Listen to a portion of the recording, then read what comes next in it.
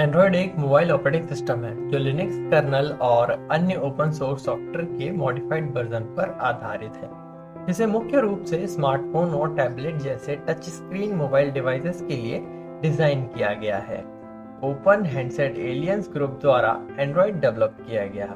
पहला commercial device HTC dream सितंबर 2008 में launch किया गया। मेरा नाम यश है और इन्फॉर्मेशन सपोर्ट चैनल में आपका स्वागत है। अगर आप टेक्नोलॉजी और गूगल में ज़्यादा रुचि रखते हैं और जानना चाहते हैं कि एंड्रॉयड की शुरुआत कैसे हुई थी, तो ये वीडियो बिल्कुल आप ही के लिए है। एंड्रॉयड के ज़्यादातर वर्जन प्रोप्रियोरिटी यानी कि मालिकाना है, जिसमें से मुख्य component Android open source project जिसे AOSP से लिया गया है, जो फ्री और ओपन सोर्स सॉफ्टवेयर जो कि FOSS है, जो मुख्य रूप से अपाची लाइसेंस पर चलते हैं। जब एंड्रॉयड ऑपरेटिंग सिस्टम डिवाइसेस पर इंस्टॉल किया गया हो, तो दूसरे फ्री ओपन सोर्स सॉफ्टवेयर को इंस्टॉल और मॉडिफाई करना आमतौर पर पाबंदित होता है। ज्यादातर एंड्रॉयड डिवाइसेस पहले से इंस्टॉल्ड किए गए एडिशनल ओनरशिप सॉफ्टवेयर के साथ आते हैं, जिसमें से सबसे स्पेशल गूगल मोबाइल सर्विसेज, जिसमें गूगल क्रोम जैसे कोर ऐप प्री इंस्टॉल्ड आते हैं। साथ ही डिजिटल डिस्ट्रीब्यूशन प्लेटफॉर्म जिसमें गूगल प्ले और कुछ related Google play services development platform भी आते हैं। 70% से ज़्यादा एंड्रॉयड स्मार्टफोन गूगल के इकोसिस्टम पर चलते हैं और कुछ स्मार्टफोन्स वेंडर्स के द्वारा कस्टमाइज यूजर इंटरफेस और सॉफ्टवेयर के साथ, जैसे कि टचवाइज और सैमसंग द्वारा वन UI और HTC सेंस। एंड्रॉयड इकोसिस्टम के कॉम्पिटिटर फॉक्स में फायर OS जो अमेज़न द्वारा डेवलप किया गया है और Huawei द्वारा हार्मनी OS और लाइनेज OS जैसे कस्टमर रोम शामिल है। हालांकि एंड्रॉयड नाम और लोगो गूगल के ट्रेडमार्क हैं, जो अपने इकोसिस्टम मैकेनिज्म के बाहर अनसर्टिफाइड डिवाइस द्वारा एंड्रॉयड ब्रांडिंग के उपयोग को रेस्ट्रिक्टेड करने के लिए अपना स्टैंडर्ड एप्लीकेबल करते हैं। सोर्स कोड का उपयोग अदर इलेक्ट्रॉनिक्स की एक चेन पर एंड्रॉयड के वेरिएंट्स को अपडेट करने के लिए किया गया है, जैसे game console, digital camera, portable media player, PC सभी एक स्पेशल इंटरफेस के साथ आते हैं। कुछ फेमस डेरिवेटिव्स में टीवी के लिए एंड्रॉयड TV और वेरेबल्स के लिए वेयर OS शामिल हैं। दोनों को गूगल द्वारा डेवलप किया गया है। एंड्रॉयड पर सॉफ्टवेयर पैकेज जो .APK ड्राफ्ट का उपयोग करते हैं, आमतौर पर Google play store, Amazon app store, Samsung Galaxy store जैसे प्रोप्रियोरिटी एप्लीकेशन स्टोर के माध्यम से डेवलप किए जाते हैं, और भी जैसे Huawei ऐप स्टोर, कैफे बाजार, जेटजार, एपड्रॉइड या एपड्रॉइड जैसे ओपन सोर्स प्लेटफॉर्म हैं। एंड्रॉयड 2011 से स्मार्टफोन पर और 2013 से टैबलेट पर दुनिया भर में सबसे ज्यादा बिकने वाला ऑपरेटिंग सिस्टम रहा है। मई 2021 तक इसके 3 बिलियन से अधिक मासिक एक्टिव यूजर हैं, जो कि अब तक का ऑपरेटिंग सिस्टम का सबसे बड़ा एस्टेब्लिशमेंट बेस रहा है। और 2021 की आखिर तक गूगल प्ले स्टोर में 3.48 मिलियन से अधिक ऐप हो चुके थे। एंड्रॉयड 12 एंड्रॉयड OS का लेटेस्ट वर्जन है, जो अक्टूबर 2021 को जारी किया गया था। एंड्रॉयड INC की स्थापना पोलो आल्टो कैलिफोर्निया में अक्टूबर 2003 में Andy Rubin, Rich Miner, Nick Sears और चेरिस वाइट द्वारा की गई थी। रूबिन ने एंड्रॉयड प्रोजेक्ट को स्मार्ट मोबाइल डिवाइसेस को डेवलप करने की स्ट्रॉन्ग एबिलिटी के रूप में डिस्क्राइब किया। कंपनी की शुरुआती इरादे डिजिटल कैमरे के लिए एक एडवांस ऑपरेटिंग सिस्टम डेवलप करना था, और यही अप्रैल 2004 में इन्वेस्टर्स के लिए प्रोजेक्ट का आधार था। कंपनी ने तब फैसला किया कि कैमरों का बाजार उनके लक्ष्यों के लिए पर्याप्त नहीं है, और 5 महीने बाद उन्होंने अपने प्रयासों को बदल दिया और एंड्रॉयड को एक हैंडसेट ऑपरेटिंग सिस्टम के रूप में पेश किया, जो सिम्बियन और माइक्रोसॉफ्ट विंडो मोबाइल को टक्कर देगा। शुरुआत में रूबिन को इन्वेस्टर्स को जल्दी आकर्षित करने में कठिनाइयां हुई और एंड्रॉयड को अपने ऑफिस प्लेस से निकाल दिया गया। रूबीन के एक करीबी दोस्त स्टीव पलमैन ने उन्हें एक लिफाफे में $10,000 नकद दिए और इसके तुरंत बाद एक अज्ञात राशि को सीड फंडिंग के रूप में तार-तार कर दिया।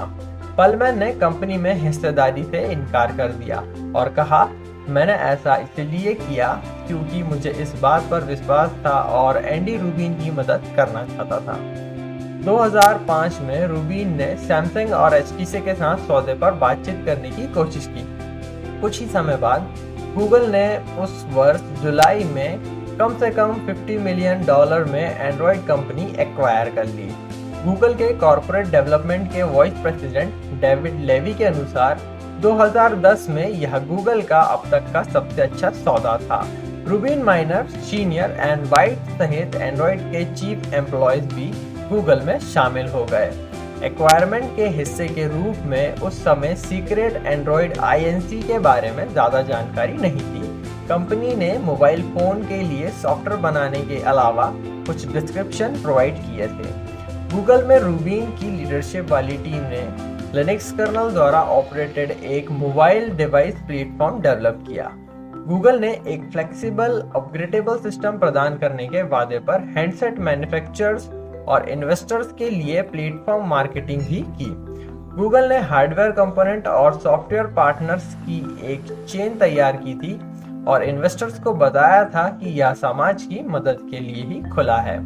मोबाइल कम्युनिकेशन मार्केट में प्रवेश करने की गूगल की इच्छा के बारे में परेशानियां दिसंबर 2006 तक बनी रही।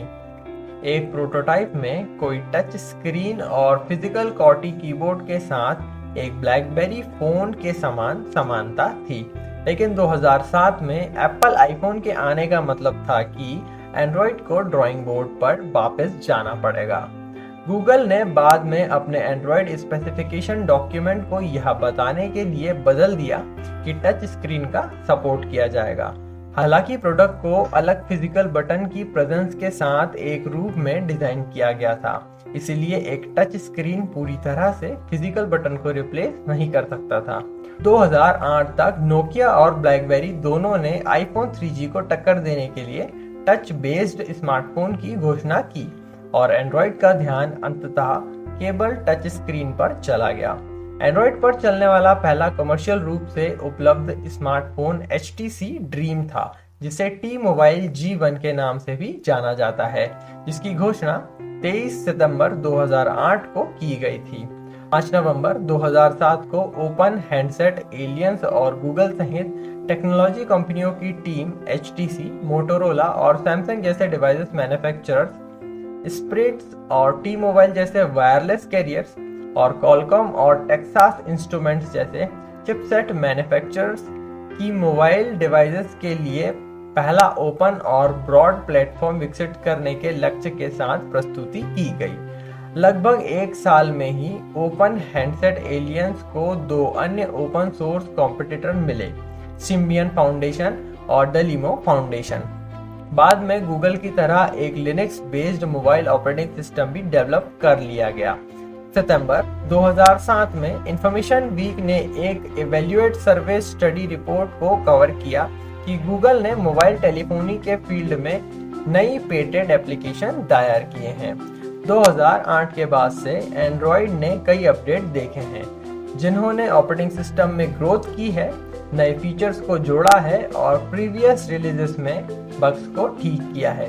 प्रत्येक प्रोमिनेंट रिलीज का नाम मिठाई पर अल्फाबेटिकल ऑर्डर पर रखा गया है। उसी क्रम में सबसे पहले कुछ एंड्रॉयड वर्जन्स को कपकेक, डोनट, एक्लेयर्स और फ्रेयो कहा गया है। 2013 में एंड्रॉयड किटकैट की घोषणा के दौरान गूगल ने समझाया कि क्योंकि यह डिवाइसेस हमारे जीवन को इतना स्वीट बनाते हैं, प्रत्येक एंड्रॉयड वर्जन का नाम मिठाई के नाम पर रखा गया है। 2010 में गूगल ने अपनी नेक्सास चेन के डिवाइसेस को लॉन्च किया, एक लाइनअप जिसमें गूगल ने वेरियस डिवाइसेस मैन्युफैक्चरर्स के साथ नए डिवाइस का प्रोडक्शन करने और नए एंड्रॉयड वर्जन पेश करने के लिए पार्टनरशिप की। चेन ने पूरे ब्रॉड में नए सॉफ्टवेयर रिपीटेशन और हार्डवेयर स्टैंडर्ड को पेश करके एंड्रॉयड के इतिहास में एक महत्वपूर्ण भूमिका निभाई और समय पर अपडेट के साथ ब्लॉट फ्री सॉफ्टवेयर के लिए जाने जाने लगे।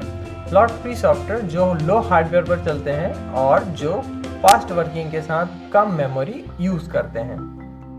मई 2013 में अपने डेवलपर कॉन्फ्रेंस में गूगल ने सैमसंग गैलेक्सी S4 के एक स्पेशल वर्जन की अनाउंसमेंट की, जहां सैमसंग ने एंड्रॉइड कस्टमाइजेशन का उपयोग करने के बजाय फोन को स्टॉक एंड्रॉइड पर चलाया और नए सिस्टम अपडेट तेजी से प्राप्त करने का वादा किया और बताया कि device Google Play version program की बिगनिंग बन जाएगा और इसके बाद HTC One Google Play version और Moto G Google Play version सहित अन्य डिवाइस शामिल होंगे।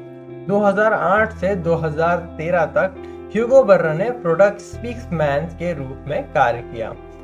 प्रेस कॉन्फ्रेंस में एंड्रॉइड का रिप्रेजेंटेशन किया और गूगल के एनुअल डेवलपर फोकस्ड कॉन्फ्रेंस में गूगल इनपुट आउटपुट का प्रेजेंटेशन भी किया। इन्होंने चीनी फोन निर्माता Xiaomi, जिसे लोग MI के नाम से भी जानते हैं, उसमें शामिल होने के लिए अगस्त 2013 में गूगल छोड़ दिया।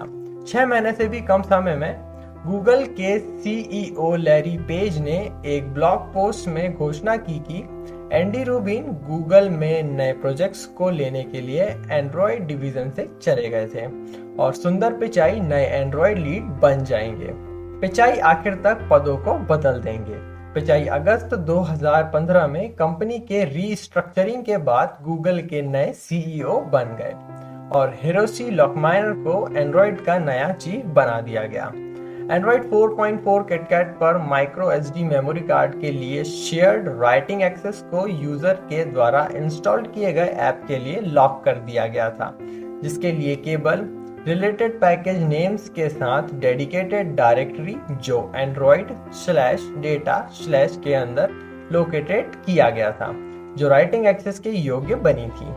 Backwards incompatible Google store access framework interface के माध्यम से Android 5 लॉलीपॉप के साथ राइटिंग एक्सेस को रिज्यूम कर दिया गया। जून 2014 में एंड्रॉयड ने एंड्रॉयड 1 की घोषणा की, जो हार्डवेयर रेफरेंस मॉडल का एक सेट है, जो डिवाइस मैन्युफैक्चरर्स को आसानी से कम लागत पर हाई क्वालिटी वाले फोन बनाने की अनुमति देगा, जो स्पेशली डेवलपिंग देशों में कस्टमर्स के लिए डिजाइन किया गया है। सितंबर 2014 में गूगल ने इंडिया में रिलीज के लिए एंड्रॉयड 1 फोन के पहले सेट की घोषणा की।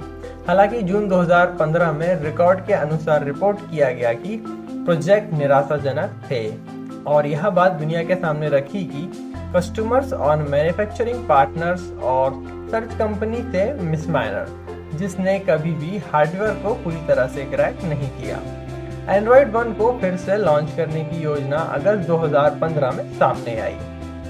जनवरी 2017 में इंफॉर्मेशन की एक रिपोर्ट में कहा गया है कि Google United states of America में अपने कम लागत वाले एंड्रॉयड 1 प्रोग्राम का विकास कर रहा है।